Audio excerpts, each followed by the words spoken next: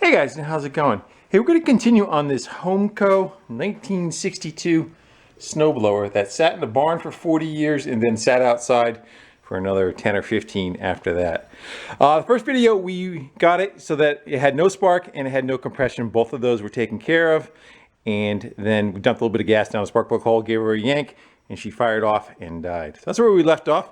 I think we're going to go continue going further and see if we can resurrect the rest of it. I think the next thing we should probably get into is the fuel system. I am willing to bet that it might have some issues. So let me get you in the stand, let's get started and get some wrenching under our belt. So this carb setup's a little bit different than your normal something with a float bowl setup. The way these work is they have like a constant flow that keeps a chamber inside the gas tank at a certain level, and then it just overflows and pours back into the tank again. That's the air cleaner. It doesn't. Snowblowers don't run an air filter.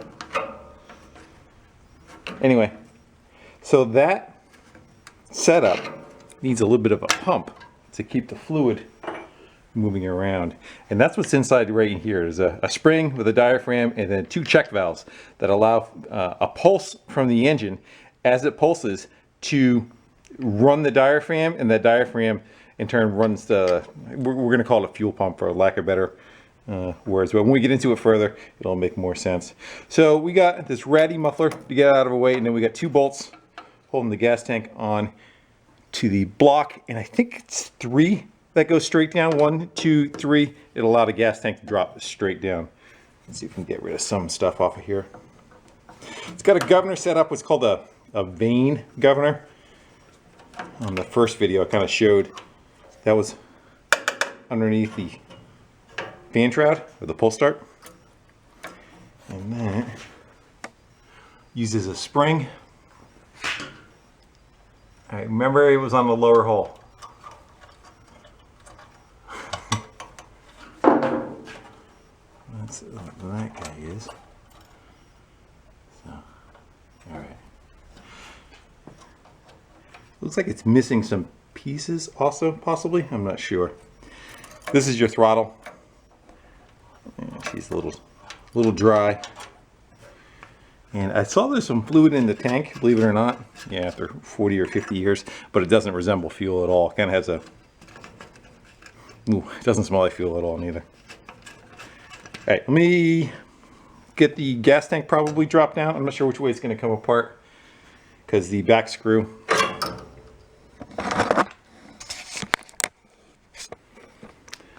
because that one's a bit tricky to get to. So usually if you have the tank out of the way, you can kind of come straight at it. Sometimes you could reach underneath and get it with another screwdriver. But anyway, let's get that out of our way. We got more throttle linkage to take off of. Hasn't taken it apart, I'm looking at something. So this is your idle speed. This stop right here runs against that pad, it's the throttle, and that would allow it to go down to an idle. Yeah, somebody was definitely been in there before us, because at an idle that would be cranked out probably half the distance, threads on each side. You can see this is actually a spring and it's all crushed up. Somebody ran it all the way in, so it was definitely having run issues the last time it was used.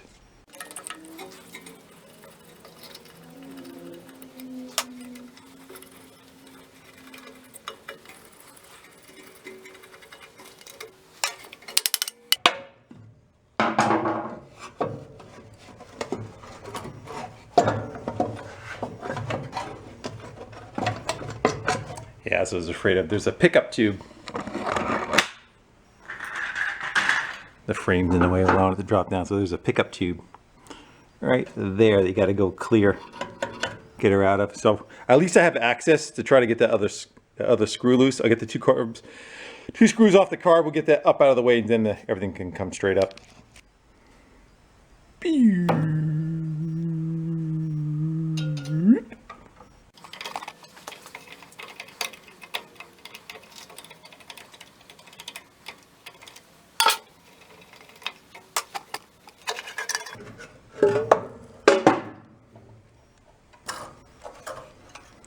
To the bench.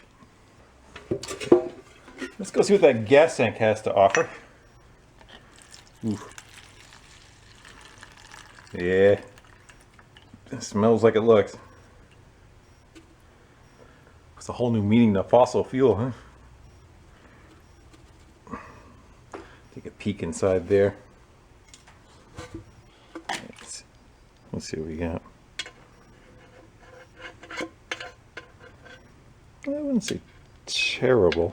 I wouldn't say great. So, when I was talking about the float ball area, that if you look right in there, you can see how that is not as deep as the main part of the fuel tank. So fuel gets drawn up this side and deposited into this area.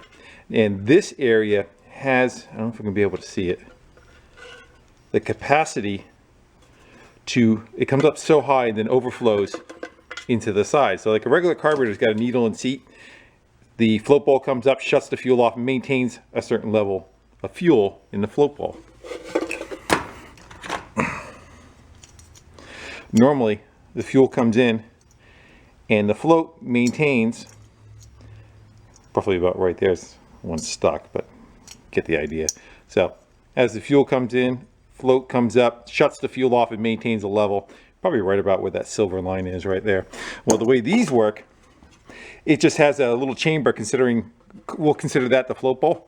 That fuel pumps constantly into that spot, goes into that chamber, and then just overflows back in. So it maintains a fuel level of that high. And again, the rest of it just kind of dumps out. So it's a constant flow going through of it, instead of just shutting on and off with a needle and seat. That's how they're set up. All right, let's go and get into that carb. See what we got on that. Yeah, she's looking a little scabby on the bottom side there, huh? You can see, like, this is the pickup that sucks the fuel up from the bottom of the tank. That is definitely plug solid. And this is the one that actually draws the fuel into the carburetor. And here's the air fuel mix for that, with a jet behind it. We'll get that out in a minute. Let's pop the diaphragm off.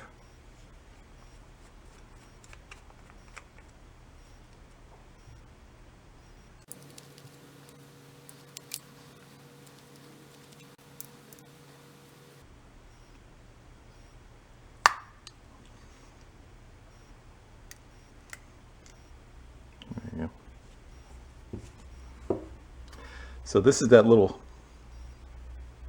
diaphragm that's supposed to be moving up and down on this end. Again, when the engine's running, it creates the flow going through the carburetor isn't an even flow. It's not just air just being drawn through it an even flow. It's a pulse. Well, that pulse gets affected. This diaphragm gets affected from that pulse, and it allows it to move a little bit, and it draws fuel up through here, through this check valve, allows fuel to go into this little chamber along with the diaphragm. Then the pulse goes the other way, shuts this door opens up and allows fuel to go through and get deposited down through the other side. I do believe how that works. I don't think it goes directly into the carb. Again, I could be wrong on that. There's a couple of different styles of this, but I'm pretty sure how that's how that setup is. Let's go see what we got for a diaphragm on these.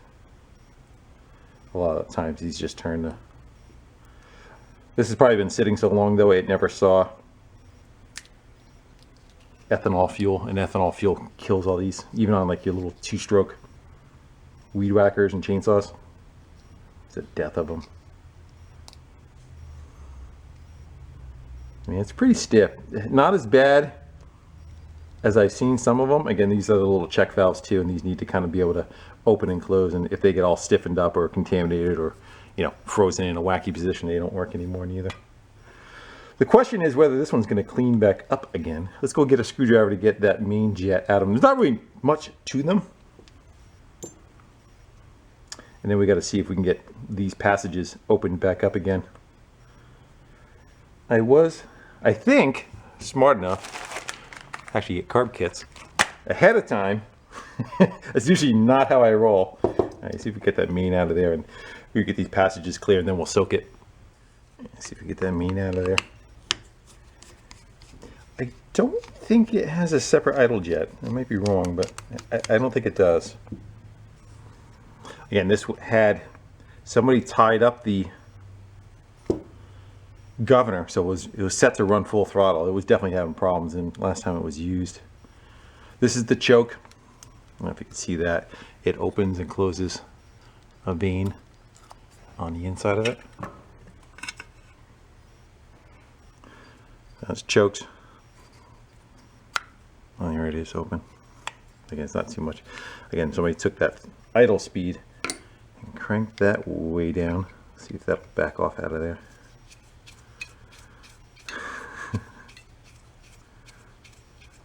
Should be probably right about, I'm going to guess right about there.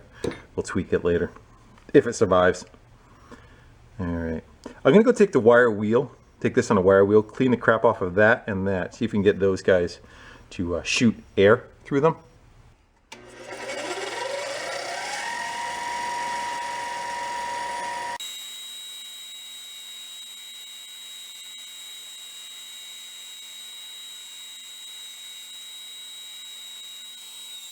Well, I guess before I tear that base gasket off of there, I should look and see what I got.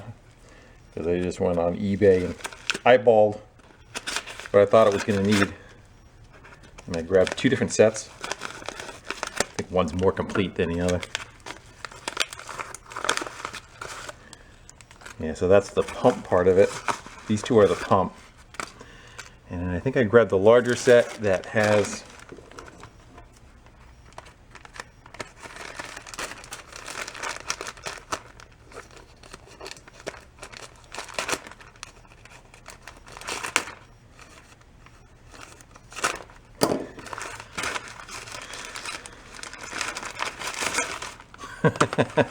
more packages.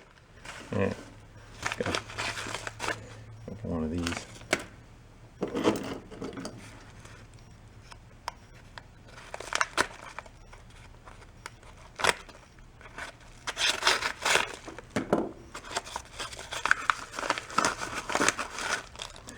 There we go.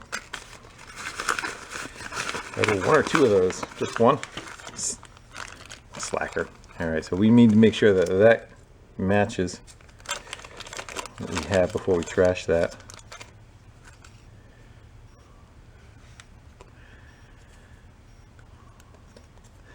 Look at me getting the right thing. Alright, we'll get that off. And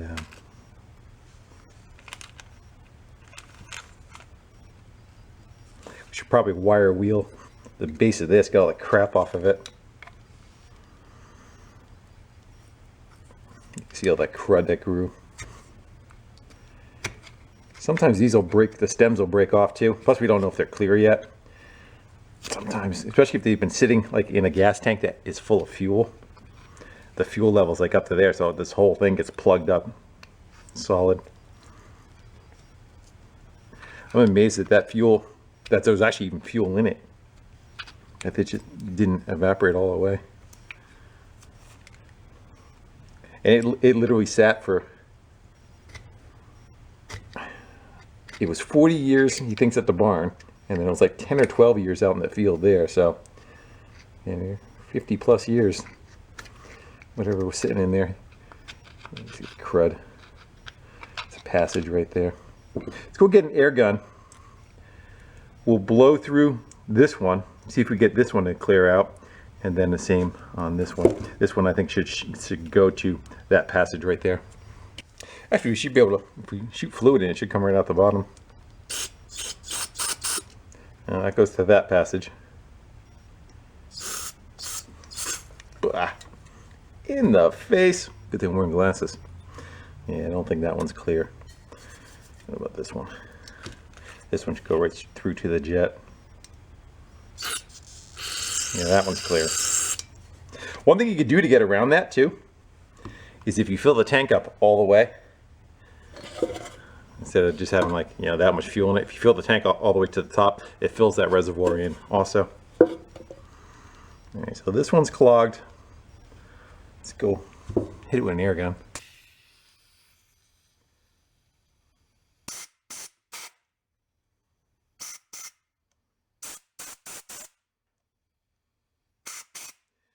That one's pushing back. I don't think that one's doing anything. As I blow everything off the bench.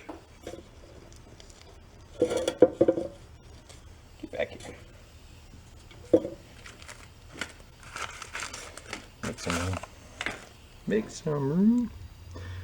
Sometimes you can get the end of it off. We're dealing with some old brass stuff. If I start wrenching on them, I think I'm just going to end up cracking it. I am going to go work on this. We could also probably soak it too in the carb cleaner. Sometimes that may free it up. That might be a better idea, and then we'll come back and work at it. This is the piece of screen. Go get her! There's ice out back. People are having fun doing donuts. Yeah, maybe we'll go soak that and get on to the rest of the machine. Yeah, that's probably what the inside of that tube looks like. It'll look like that, just all gummed up. Probably up to, you know, right about there at least. Yeah, I went to go clean that a little bit more with a wire wheel. I thought that was a screen. I would not say that's a screen. I don't know why anything's not going through it. Yeah, she's just plugged up solid. Roto-Rooter, now we're in. We're still going to let it soak though. I'm going to let that soak, and then we'll do our best to go clean out the rest of it. At least now the fluid can get up inside it, you know, to go and clean it. I think we'll be able to shoot through it now. There we go.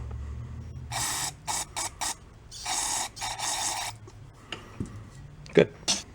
The carb's over in the ultrasonic cleaner doing its cleaning. And go deal with the tank.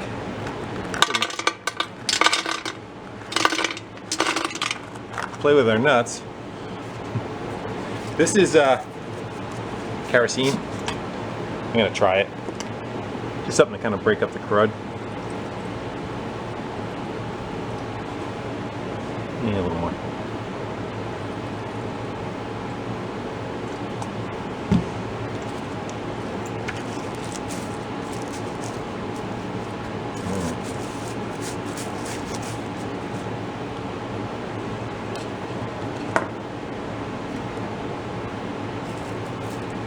Those screw holes go all the way through too. I don't know if that's going to stick or not.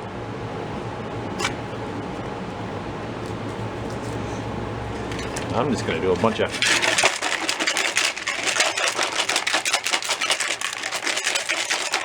I'm going to do that for about 10 minutes and we'll dump it out, see what we get. I feel like I made about 30 margaritas. Let's see what we get.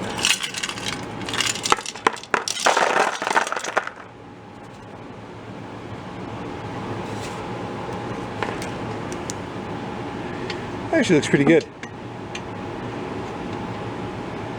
I'll give it a quick, I'm going to go run a screwdriver down there and see if that little bit of brown comes off. If that's on there really good, I'm not going to be that concerned about it.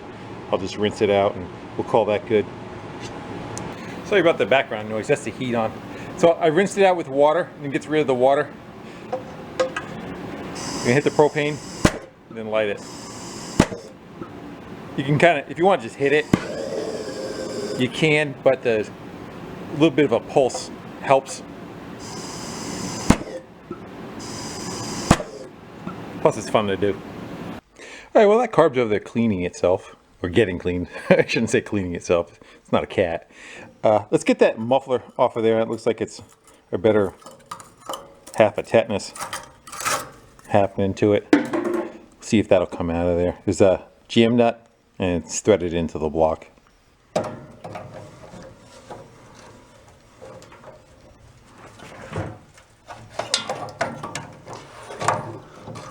That's that part of it.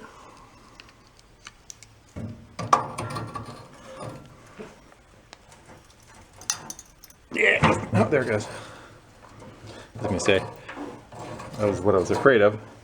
I do believe on the floor over there is a new one. I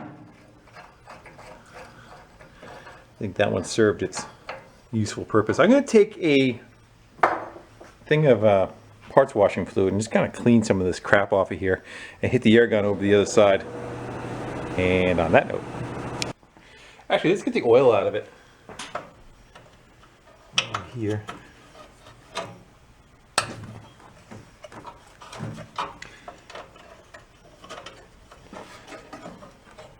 I'm sure that's got a day or two on it.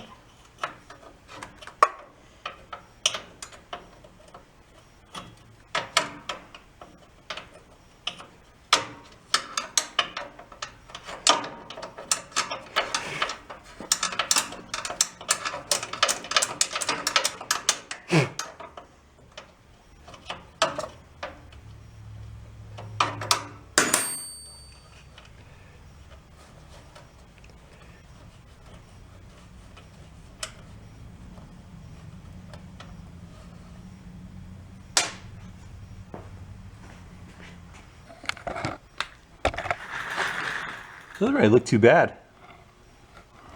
Alright, we'll let that pee out. Fill the engine back up with oil. Let's go quickly check that gearbox. I'm not quite sure. Whoops. I would think it probably uses like maybe a straight 30 weight. Let's just go see if there's anything in it. Yeah, let's play doctor. I wouldn't think it would be all the way full to the top. It's not that kind of... Should be about an inch or two from the bottom though. I'm not feeling anything. There we go. I don't think we have anything in it. Good thing we checked, huh? Yeah, there's really nothing coming back in there. I'm gonna go crack that drain plug real fast. I don't know if it's got one underneath it or... I see a screw hanging out of the side right there. I would think that would be the level of it, maybe. Try getting that out. We got a little access hole. There we go.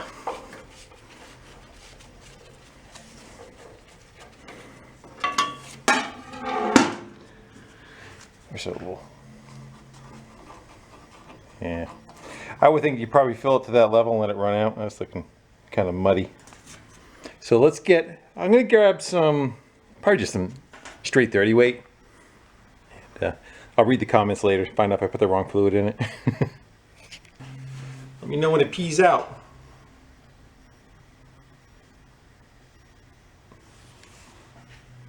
Probably should just dump a bunch in it, put the plug in it. Yeah, it's going to come right out. Let that, I wonder if that's the bottom, not the, I wonder if that is the bottom of it for the drain. We'll give it a second.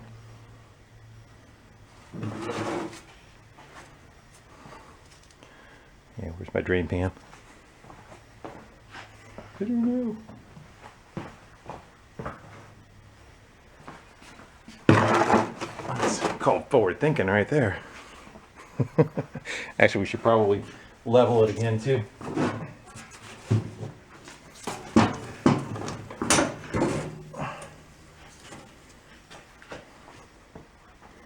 Yeah, I wonder if that's the drain, that you only have so much amount in it. So I think we're just so that it's at least wet, because that's everything coming out of it. Hey, look down below. See if you can find another drain screw. I don't see anything.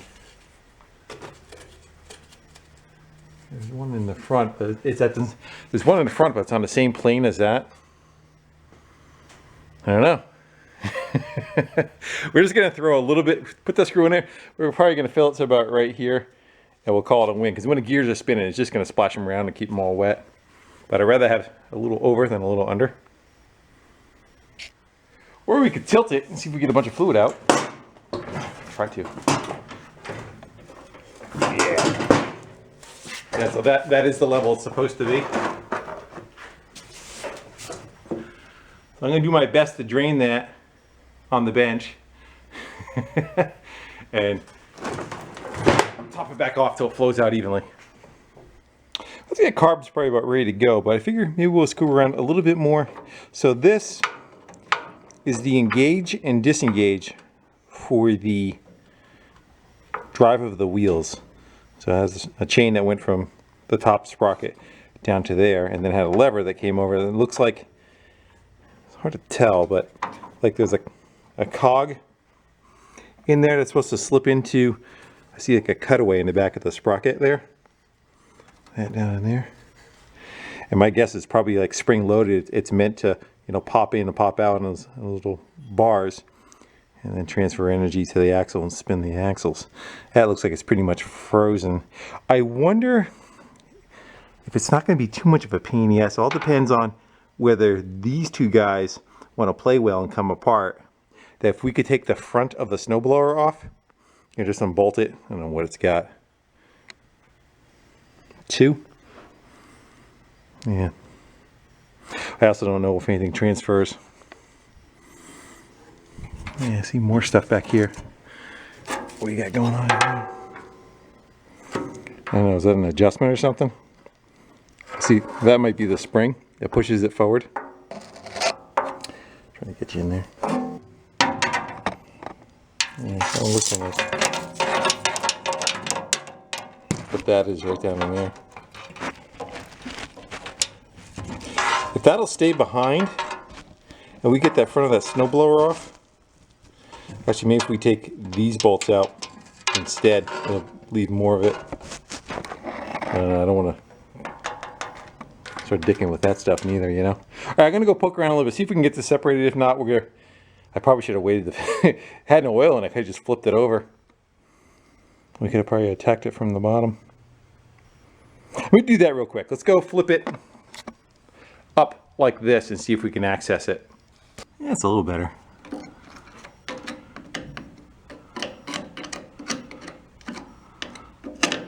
Yeah, I would say that's supposed to slide freely back and forth. I don't see that happening. So not doing much of anything, huh? So that's spinning, and then it has to transfer power through this shaft. And I would think this collar, okay, I see it. So that collar is pinned to that one, and that needs to slide down so that that pin right there needs to drop in to that cavity. So that has to go that way. It's all frozen. I am gonna go try shooting some oil on it and maybe take an air hammer, try to do a little bit of a rat-a-tat-tat, see if I can get that to move down, see if we get to free up without tearing it all apart. How about the rest of this stuff? Nothing saying all this is any good neither, right? Yeah.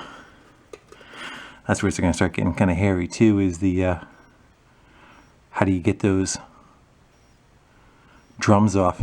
You have to take all those screws off that faceplate. I'm not expecting them to come apart all that great, huh?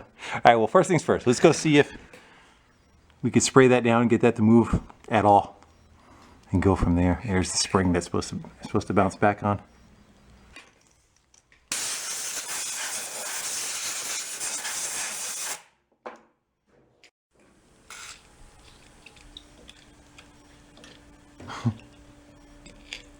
That weird noise is my air compressor. That one's free. You can get that one to hammer down.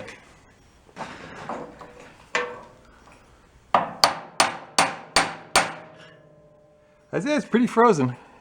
The lever's not holding us now.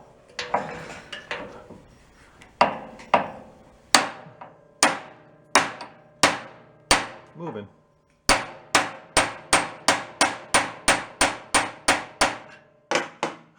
Judging by the way it's moving though, it's gonna have to come apart and get freed up. I don't think that's gonna, by tapping it back and forth, but we'll give her a shot.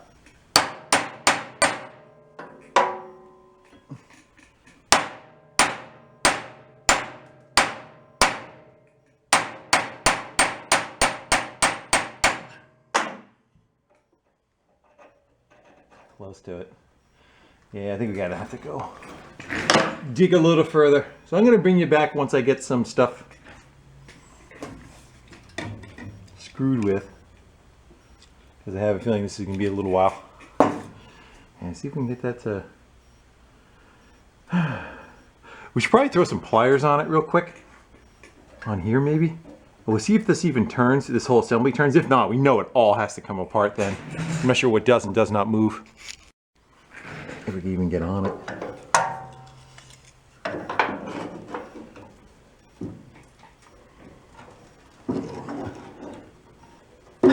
Yeah, smooth. All I hear is crunchy rust. Yeah, we're gonna have to dig. I doubt it's gonna come apart, but let's.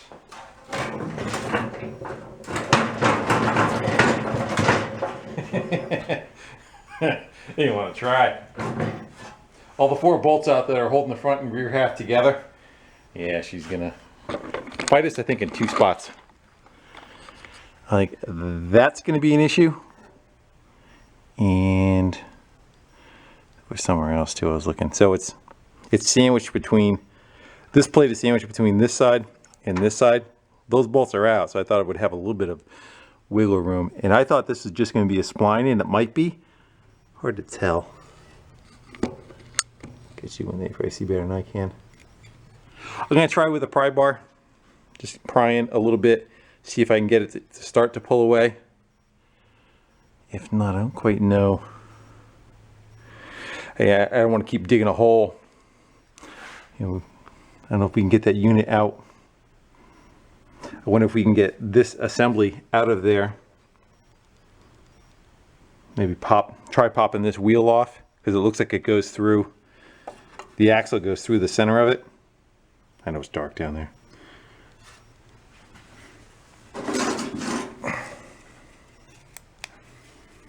Yeah, it looks like the whole assembly would have to get taken apart through the wheel, and then the axle pulled out, and it goes from left, you know, going that direction. And then again, free up everything that's inside there. So I may have to come out of there to go do that.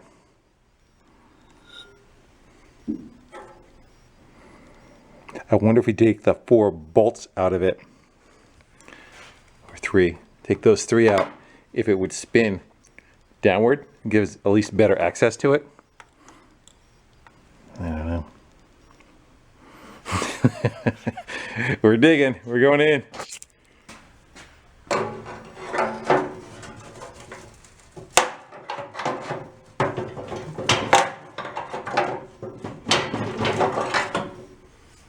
Yeah, I grabbed an air hammer from the top and I tried hammering on here to get these 2 to separate, and it's just not going to have it. So I think we're going to go to plan B or C, whatever we're on, and try to get that wheel apart, which is going to be those screws. Yeah, I know. Hopefully they come out. We can have access to the innards of that. Maybe we can work our way backwards if we're able to get it apart and get that out of there. I don't know. I think I wonder if we get it far enough apart where we can get this plate to lift up and off. Yeah, maybe we can access it that way, get this side open. Let's say we wake a ball up first and let them know we're coming.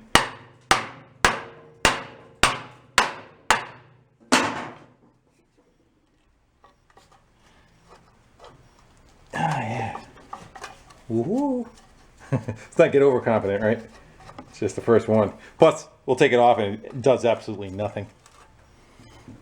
Yeah. I'll bring you back when we're ready to go in. Yeah, last one. Come on, don't fight me. There you go.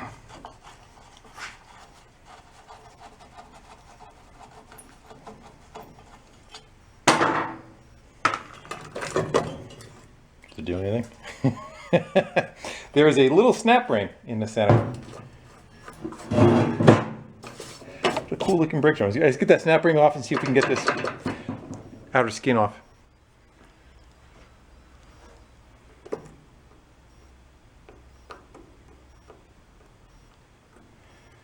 And those are tiny. Come on. Don't launch. Good.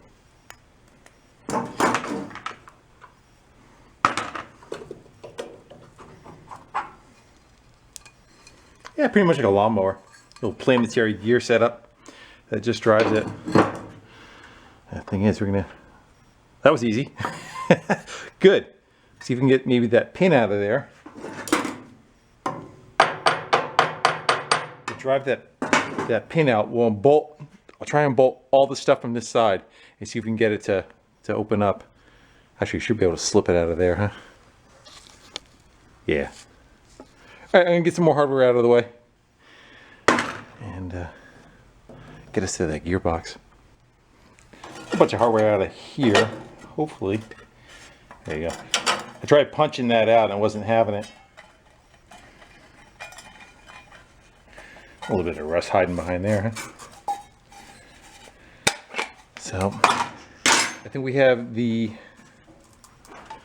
we got left? We got the handlebar. These 3 should already be attached to that gearbox and probably come up with it. Yeah, that pin's gonna have to come out anyway, huh? Because is it gonna leave the shaft behind? Hope I don't have to dig into the other side and have the whole thing come out. I might be able to get a better shot at it now. I'm not trying to hit down on an angle. I said move.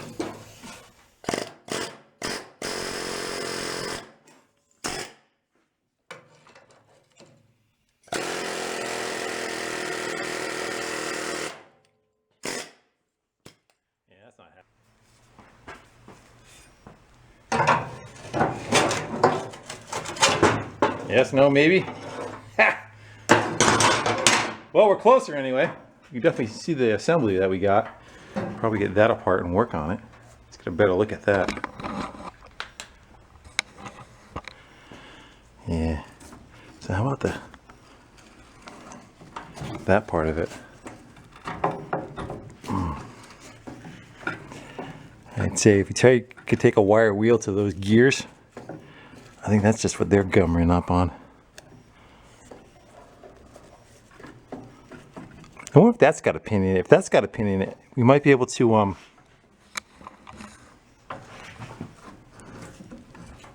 I think it would, right? Put some light on it. Yeah, right there. Possibly, if you could drive that pin out, we can move the assembly and, yeah, like I said, I like to try to be able to, you know, press this stuff off of here. We got to get this moving and then cleaned up. Probably on a wire wheel.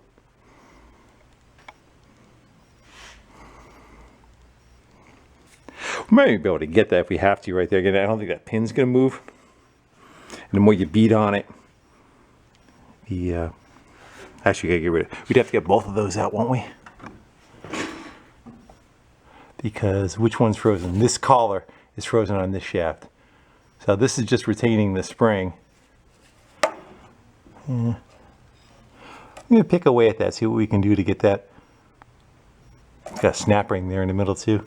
You see all the crud build up in the middle there. Yeah, that one's fine. The other one, not so much. You know what it is? Because this one spins all the time. It probably kept itself lubricated. This one doesn't spin on the shaft. It just has to slide back and forth, so it never kind of polishes up the middle there. We might be able to get a better shot on it with the air hammer too, right where it is. Instead of trying to hit it on an angle, now I can kind of hit it on the face of it. Might need to support it a little bit though. Let's see what we come up with.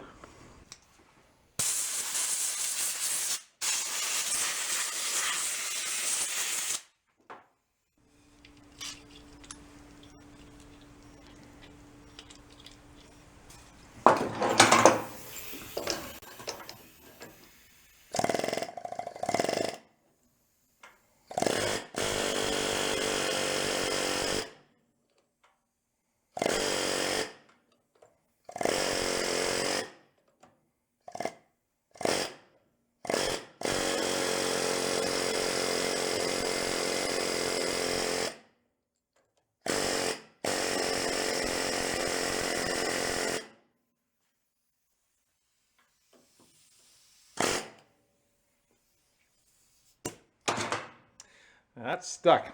I'm going to try to get the pins out of it. I think I'm going to try to get a jack stand because you got to get a hard hit. Like this, everything flopping around, you don't get any energy trying to drive the pin out. So I'm probably going to come over with a jack stand or something and we'll support this a little bit and try getting, I think we got to get both of those out of there.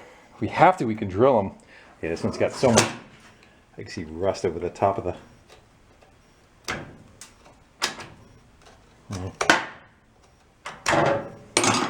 I'm gonna hit it with a wire wheel too, clean some of the outside crap off of it. And again, until we the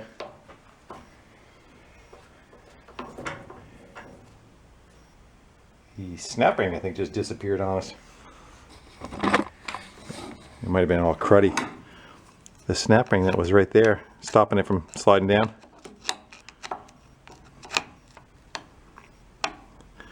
Took a ride. You can get that right there with a real hammer.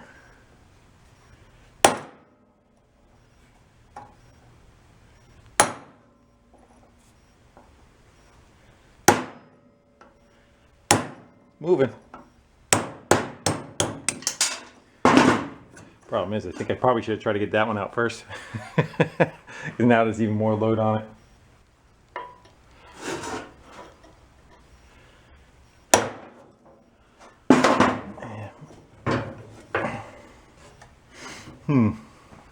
Try that.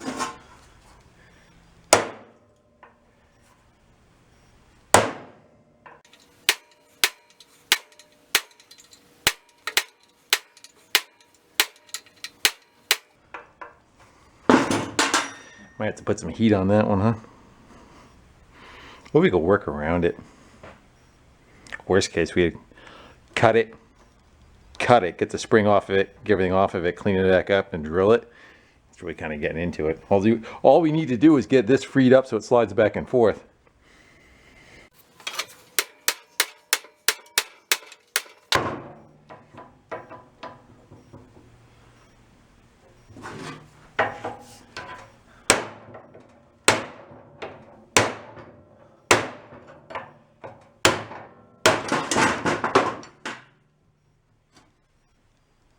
I think it moved. The problem is, now I'm thinking about it, we have that snap ring that has to get in there now, so it has to come apart to get a snap ring to hold the sprocket on. I don't know what happened to it. It must have, like, literally broke on the back side of it, and both halves just fell right off.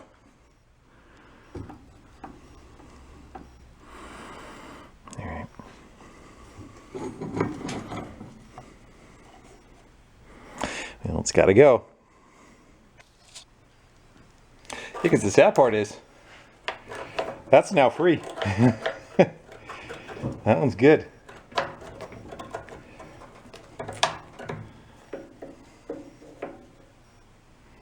Okay, hold on.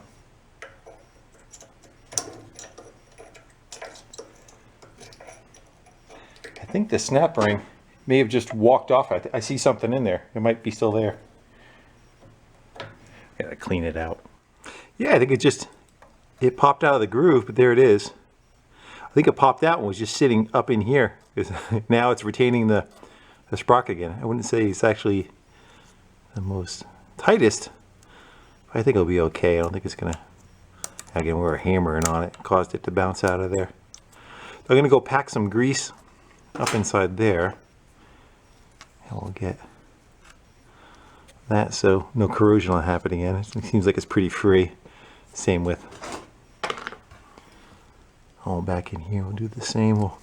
I'll let that pop forward and I'll work that back and forth, lube all that up so that she's nice and pretty. I think we can do some reassembly. I'm gonna go hit that with a wire wheel while it's out there, kind of clean up a bunch of those teeth so they're a little bit smoother. I think the axle's free on both sides. We may or may not pop the drum off the other side. We'll see how it is.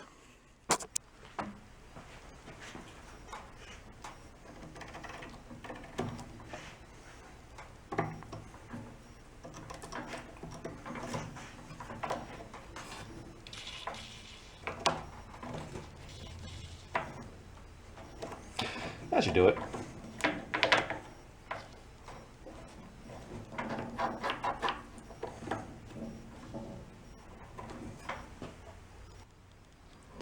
I wonder why that pin wouldn't come out of there. It's one of they are hitting the center to get fatter and tighter.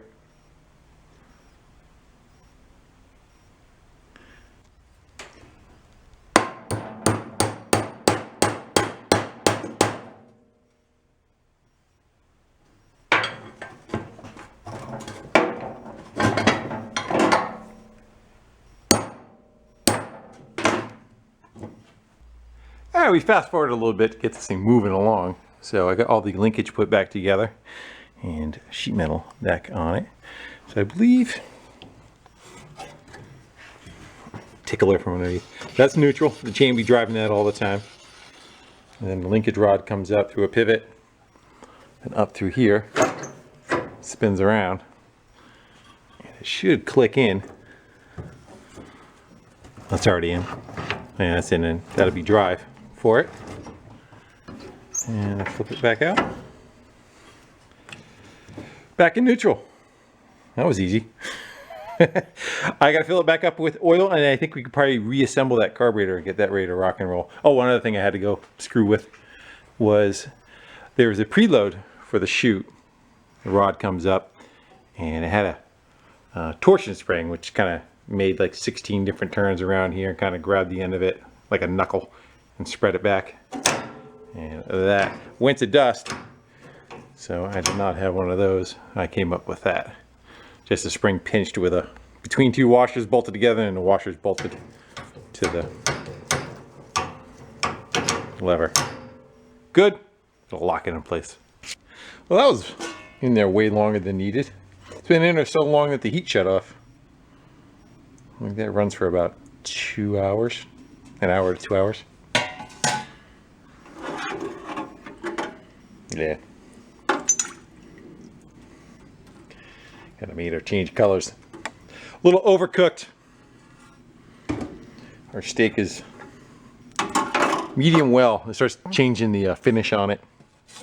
It'll still be okay. It's just that's what I get for screwing around with other stuff too long. I'm gonna go wash that stuff up. Let's go put it back together. It's probably one of the simplest carburetors to put together. It's really not much to it. It's got the little spring, and you can see here's the new one, the old one.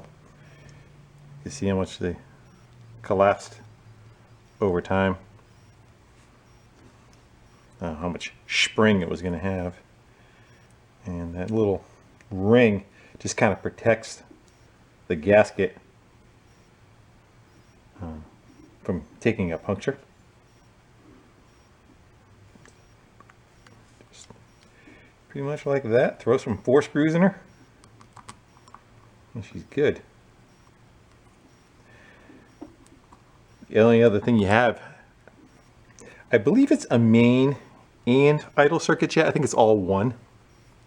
There's only one adjustment on it, but I don't think it has a separate idle circuit. I'm not sure of that.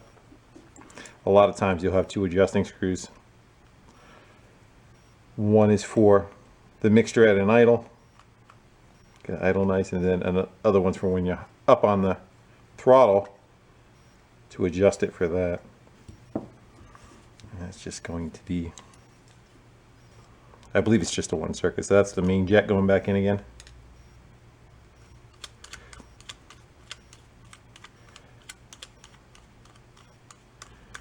Come on. I blew all the passages out already. And then all you have is the metering of it by adjusting that screw. That's going to go get cranked in. I'm going to go throw a new gasket on. I think I have a new one of those somewhere, and go clean this up a little bit before I put that in. And that just gets bolted back to the top of the tank with the gasket, and the carburetor gets bolted to the body. Oh yeah, look how clean they are now. Other than that fuzz. Yeah, how much? I think this one did have a screen attached to it, and possibly even both of them. I'm not sure, but she's going as she is. All right, so I got that carb all back together, and just a quick little rundown of what's happening, how it works. So inside here is a fan at the flywheel. It blows air over the top of the cylinder head, cools the engine, but it also has a governor on the side, a governor vane, which is just affected by the airflow, which is on that. Well, that is what tries to maintain RPM. You're not like on a mini bike or something. You pretty much get rid of the governor and you just kind of run it directly to the throttle. That's the throttle up here. That's idle. That's full throttle. Well, this setup is you have a cable coming in, not connected, right there. On the handlebars, you want from idle to full throttle. So at idle, it allows this to be all the way forward. This is spring attached to that fan, and what that does, it influences how much pull it has on that. So right now it's running. Even if it was here, as soon as it would run, it would try to just push it right back down to idle speed. Well, if you pull on this, the more you pull on it, the more it influences giving it throttle. Well, say you have it all the way forward and the engine starts to over rev, the fan will still be able to push it back down by having that little give in that spring there. I don't know if that makes sense to you or not, but that's pretty much how it works. I don't think it's going to work that great. I think somebody was in here meatballing a bunch of stuff around. I have a feeling that spring might be too light. Again, the governor on the inside had string wrapped around it and it was tied up, and this was all screwed up with the idle speed cranked all the way out. So I think they're probably having problems with that at some point, but we'll find out.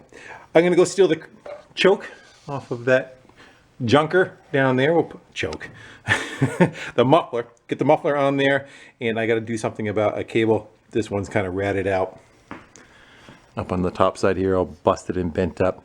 So let me go see if I have something else to go put on there. If not, we'll try and fix that one. Let's take that cable right out, and I took a razor knife and just slid the jacket off on one side. I should be able to peel the whole thing off. It's done. You're not going to be able to do much with that. You can see how much rust that held in there. And unfortunately, you cannot get fluid to lubricate that with the jacket on, so that's why I'm taking it off. Some of them even come with no jacket on it, and essentially, if you look at it, it's a big spring, and right on the inside of that is a metal solid wire going down. So I'm going to go take a wire wheel, actually take it over to the wire wheel, clean it up, knock all that rust off, and then I'm just going to try soaking right through the outside of the jacket right here with some oil, and that'll penetrate down the inside. You kind of tilt it, it actually goes right to the inside pores, and hopefully that'll free it up enough where it can be a usable cable again. After working it a little bit, that should do it.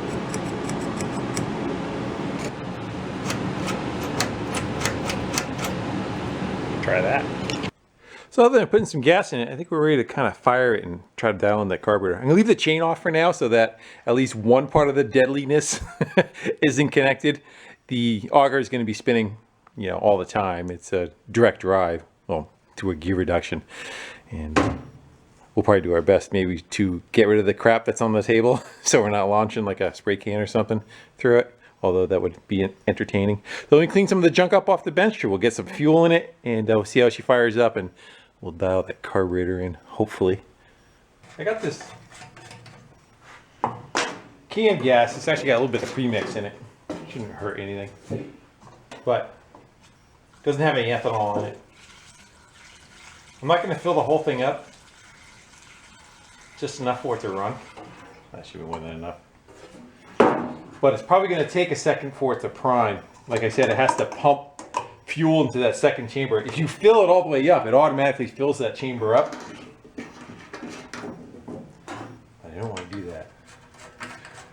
We have to. We'll give her a couple of yanks, see how long it takes. If not, we'll dump a little bit of fuel in it and prime it. Choke is on. Let's give her some throttle. See what we get.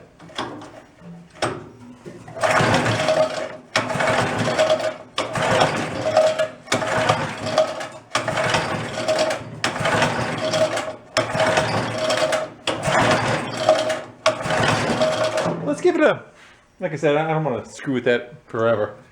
Let's give her a little.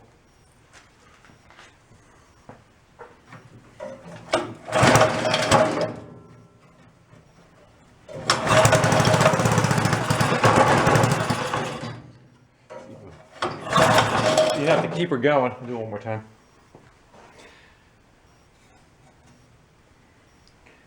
You may have a gas leak. That might be me though.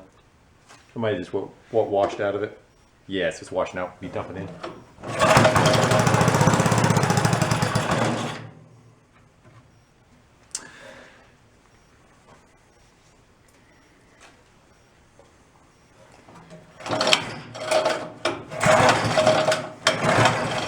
Need some air.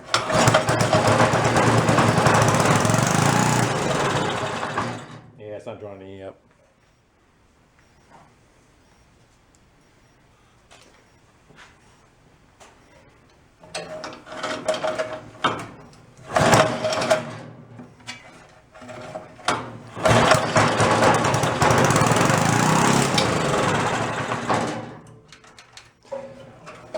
It's gonna make me fill it.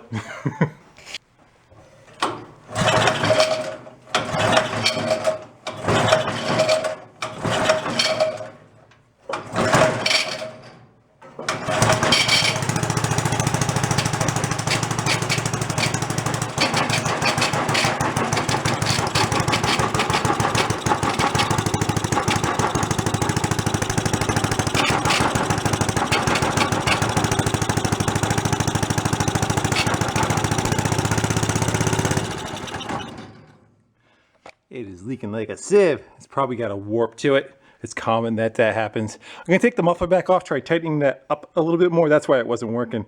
It was sucking air around there instead of trying to draw it up through the carb. And I'm taking that back apart. Apparently, I screwed up when I was screwing it together. I did not have that one in the correct hole, and it chomped its way right through that passage. Again, it's sucking air. You can see it was a fold down the whole thing. I done crimped her. I screwed up. Good thing I bought more, right? This, on the other hand, too, can be concerned. You can see how it's got an angle to it. I'm going to try taking a piece of glass and putting a piece of sandpaper glued to it. I'm going to take this, try to level that out a little bit because it's got a definite bow to it. So although that was screwed up, I also think it's leaking right in this area too. I actually don't have a flat piece of glass here. At least I don't want to screw up. So my bandsaw base should do. This is just kerosene, and I think this is 400 grit. Might be a little too fine. And it should show rub marks where it does and doesn't touch. Like I said, you can see that whole area right there isn't doing any contact. So I'm going to try to get it knocked down so that that is kind of smooth going across.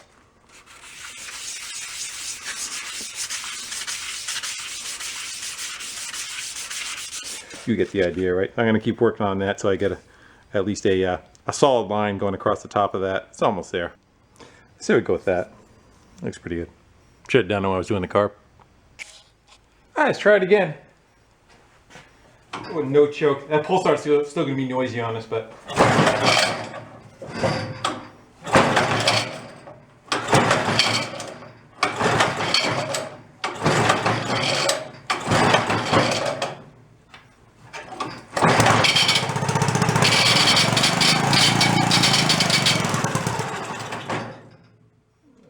Feel out a little bit.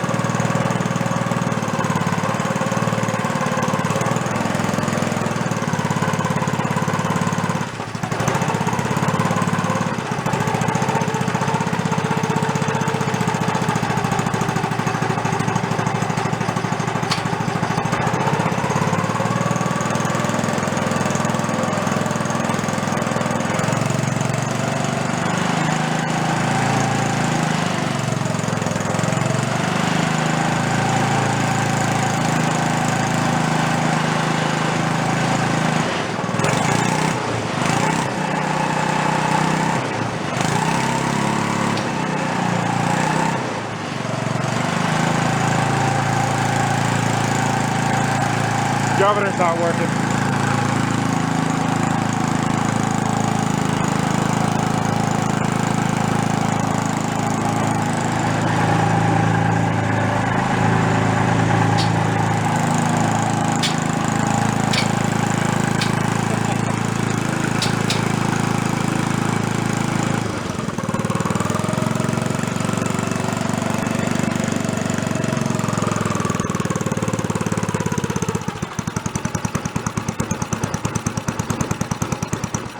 All right. Well, we got to take that pull start off anyway because it's got issues. But the governor is not responding like I thought it was going to have an issue. I think that spring, first of all, is the one that's on there. I think it's kind of screwed up. It doesn't give enough pull on it. I also think some stuff is bound up and bending. It's got a breather on that fill cap, and it pushed some out of there. So maybe it's going to self-adjust its levels. I might be a little overfull on that too. We're getting closer. All right. Well, I am going to go home and eat, and then I'll hit this bright and early tomorrow morning.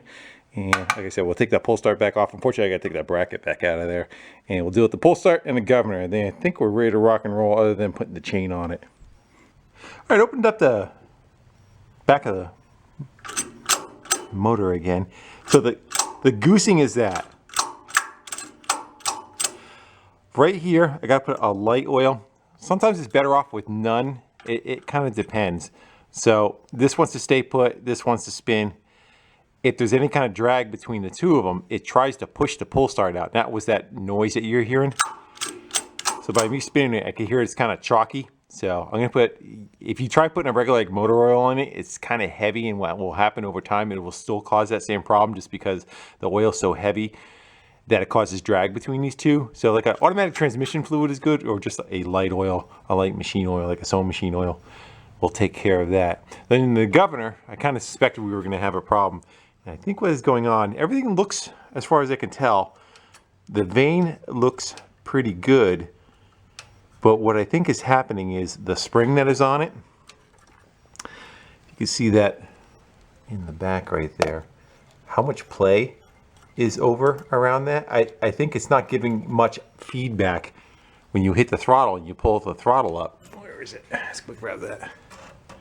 See how much, it's not even doing anything through most of the stroke. So I think we just need to tighten up on that. I'm gonna go see if I have another machine and see what it has for a spring on it.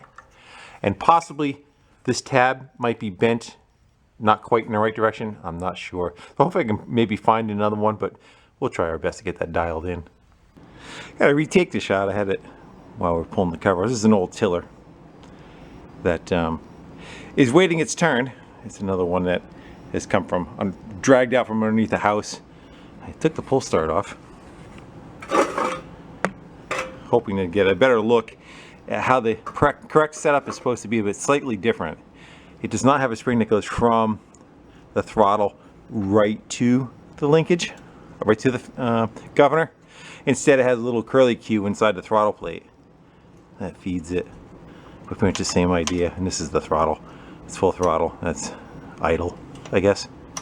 But you'll even notice at idle, it's already got holding the throttle in a higher position, where ours just kind of lays there like a lame duck. I do believe that we've got to tighten that spring up, get rid of some of that slop, because there's no feedback, good feedback coming from it. So we'll take care of that. The vane angle looks correct. How much of a bend it has on it.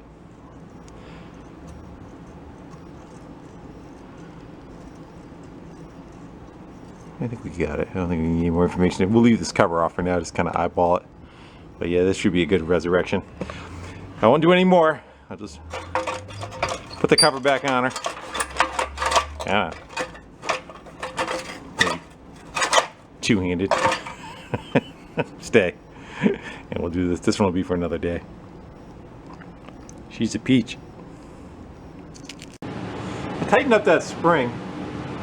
Still think we need to go a little more. This is just light oil, like I said. Try to get that to work down in there. Get rid of the goose.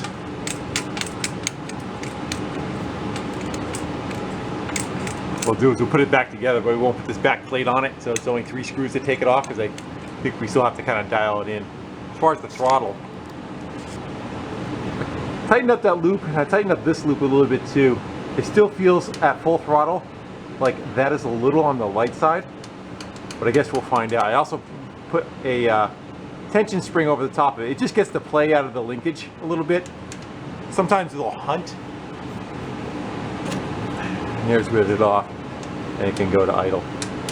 Still feels like a little on the weak side though. I may have to shorten that up a little. It could even be the wrong spring that's on there. Who knows what's happened. Like I said before, someone took, when we took it apart, there was like string tied around, and the governor was cranked up this way. It was tied up this way to keep it full throttle. So again, someone's been screwing with it, probably had a problem with it. And we're here to fix it. Try to anyway. All right, let's try it again. Cold start. Hopefully the pull start doesn't goose away. Let's give her some choke. Throttle. We'll give her at half throttle.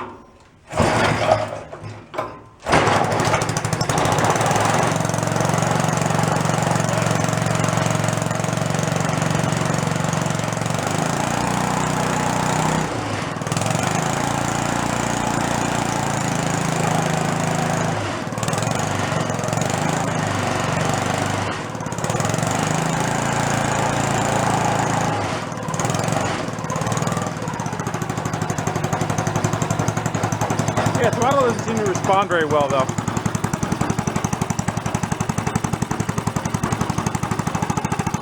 I don't know if it's rubbing or possibly the throttle itself.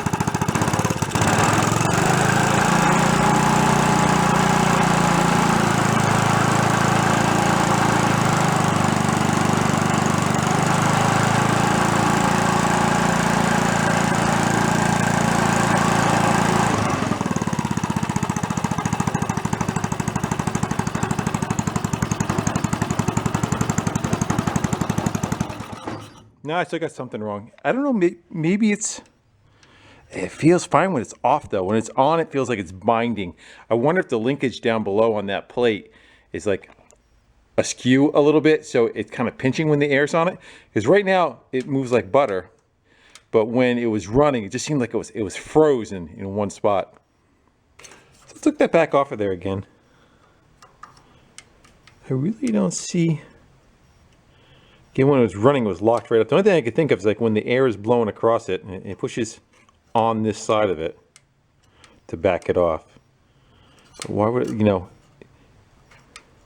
is it racking and causing a bind? The thing I have is that I have another one that my guess is unmolested. It also has, you can see it, the two holes. One says T and one says S. Do not know. Only thing I can think of is S is for spring. I think this top is bent because of getting removed. This was on the mini bike engine, mini bike parts. So I'm going to go twist that out, change this out. Okay, maybe it's a little less trashed than the other one. I wonder if the other one kind of looks like it's something a little bit right there. Like it's got a tad bit of a bow to it. Again, it had a problem before because somebody had it tied up, so it may be something totally obvious or missing that I don't even see, but I don't know. I changed this out. I don't think there was anything wrong with it. I laid them two over the top of each other and they seemed like they mirrored each other pretty closely. So I changed some stuff around. I went for the higher hole on the spring. This is still the same. And then I swapped these two around. So the further you get away from the pivot, the more of a stroke you get. So the spring has much more influence on it. And the cable pulls, it has more travel, probably the best way to put it. So it seems like it goes to an idle and full throttle. That seems a little light to me. I think it's hard to tend, so we'll put the cover back on, try it again, see what we get. Yeah, I also oiled that pivot. That's what the wetness is down there. Not that, again, it seems fine. It wasn't running. And I'm having a feeling that possibly that spring that is on there is the wrong one. Maybe it's just too light. And it's just a guess. I had another engine to take apart that was complete. It'd make life a lot easier, but we don't. All right, let's try it again. It is that. That's idle. Why does it seem like it's laboring so hard? Give her a little bit of throttle.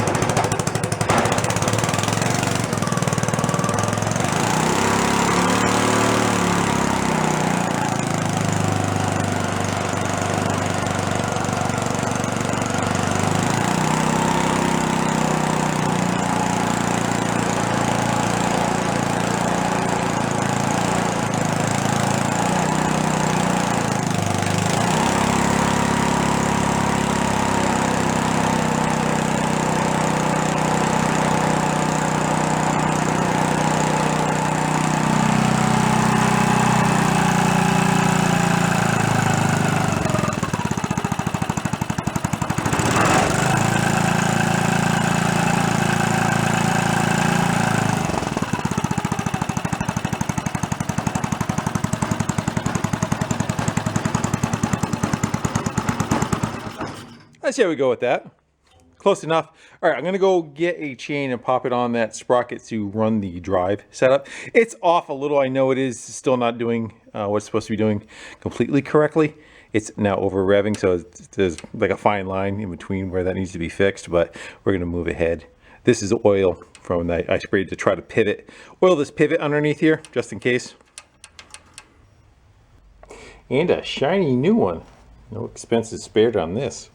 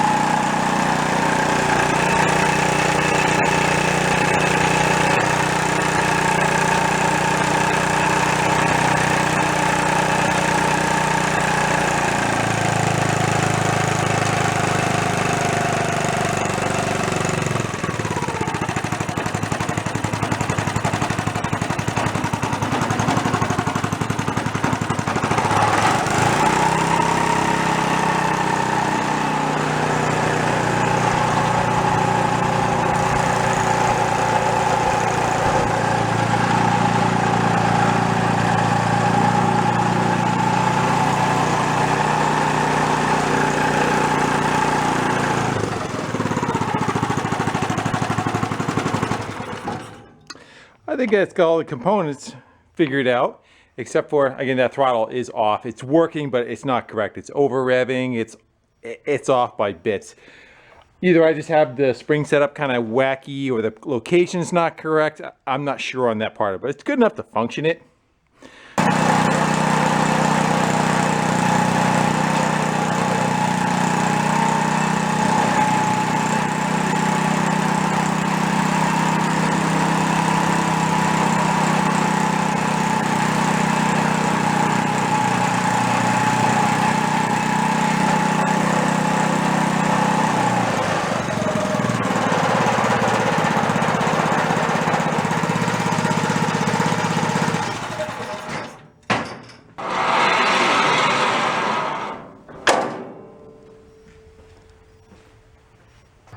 Well, I can't say I have much in the way of snow to work with. It's old, probably, I don't know, a week or so ago.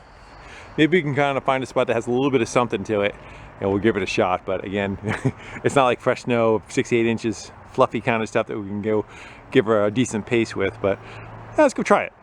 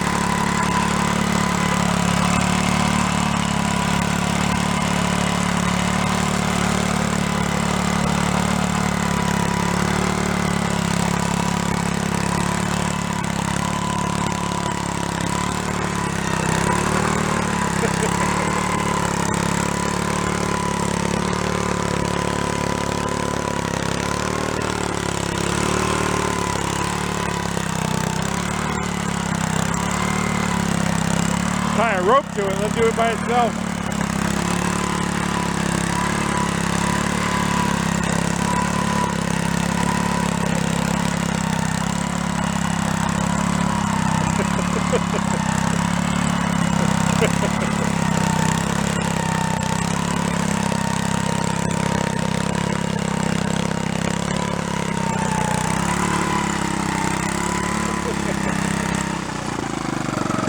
Too funny.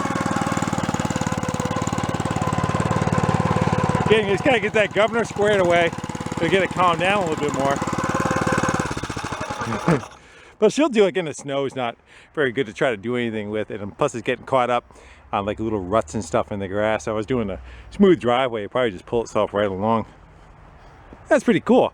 I would think it would throw it much further too. Again, you're only dealing with, what are you dealing with? 2 inches of snow. That's kind of old and compacted.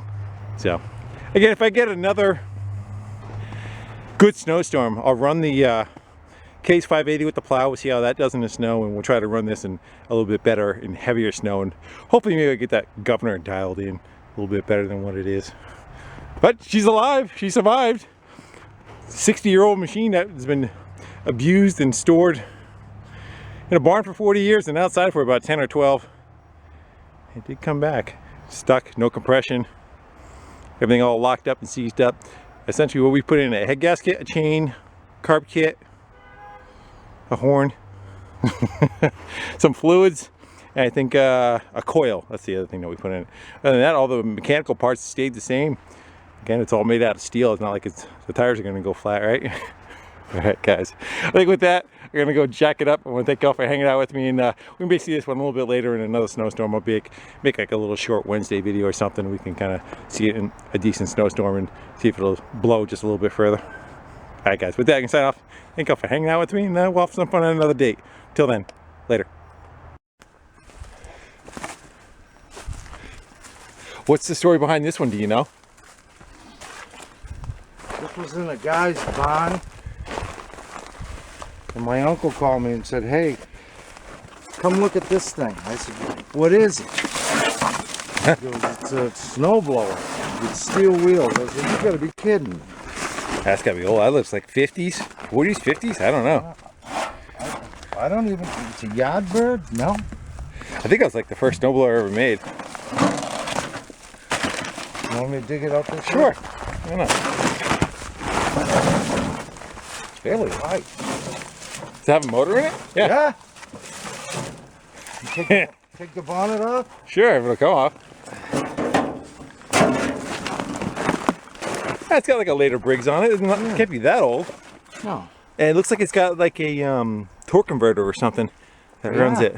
Weston Tool and Stamping Company.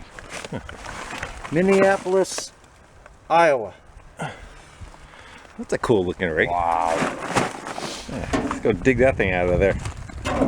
You want this? I think so. Okay. Pretty cool wheel it run.